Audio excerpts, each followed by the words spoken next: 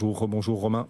Bonjour Fil Guillaume. rouge avec nous. En tout cas, cette semaine boursière, elle démarre bien. Donc, on le disait, nouveau record sur le Nasdaq, sur le S&P, puis notre CAC 40 aussi est bien orienté. Comment est-ce que vous sentez les forces en présence dans le marché, Romain? Bien, on entame une nouvelle échéance, une échéance trimestrielle, celle du mois de juin, avec pas beaucoup d'intérêt, pas beaucoup de force, pas beaucoup de momentum.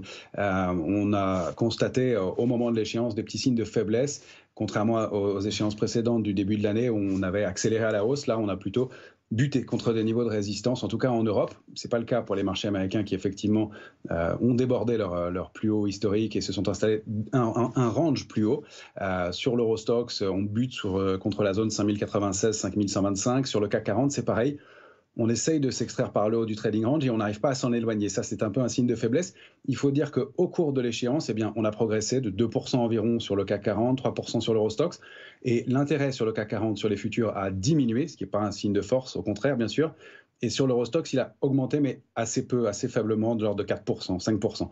Sur le S&P, c'est un peu la même chose. On n'a pas eu beaucoup de création d'intérêt non plus au cours de la dernière phase de hausse. Alors, ça n'est pas un signe de baisse en soi, mais couplé à eh bien, une volatilité qui est relativement basse, un petit manque de momentum, ça peut être un peu à surveiller en tout cas, et un marché qui pourrait marquer au moins une pause à court terme, d'autant plus que les volumes ne sont pas extraordinaires. On remarque quand même qu'il y a beaucoup d'activités du côté des small et mid caps. Il y a eu de très beaux parcours avec Elior de Richebourg ou encore aujourd'hui Holot Group. Donc il y a quand même des choses qui se passent, mais sur les indices, c'est un peu plus mou.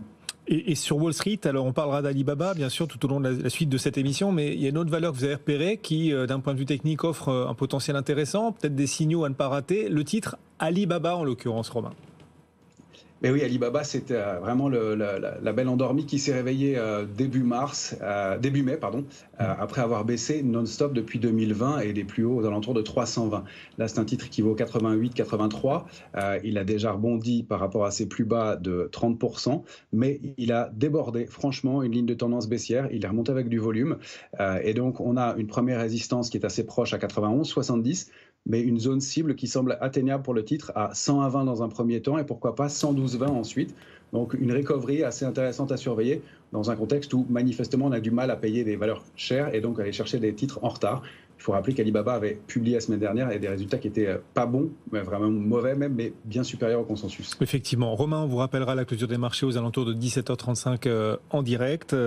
C'est vrai que la semaine sera marquée aussi par alors les minutes de la fête, ce sera mercredi, et puis aussi un certain nombre de discours de plusieurs membres de la Réserve fédérale américaine, notamment la journée de demain, qui sera particulièrement chargée. Alors le potentiel des marchés, il va dépendre de ces rendez-vous, mais il va aussi dépendre de la capacité des ménages américains à continuer d'investir en bourse. Sabrina, vous avez repéré là-dessus une étude de la Fed de San Francisco concernant l'épargne accumulée et donc encore disponible par les ménages américains pendant le Covid et l'évolution de cette épargne, savoir si elle est encore prête à continuer de s'investir dans les marchés.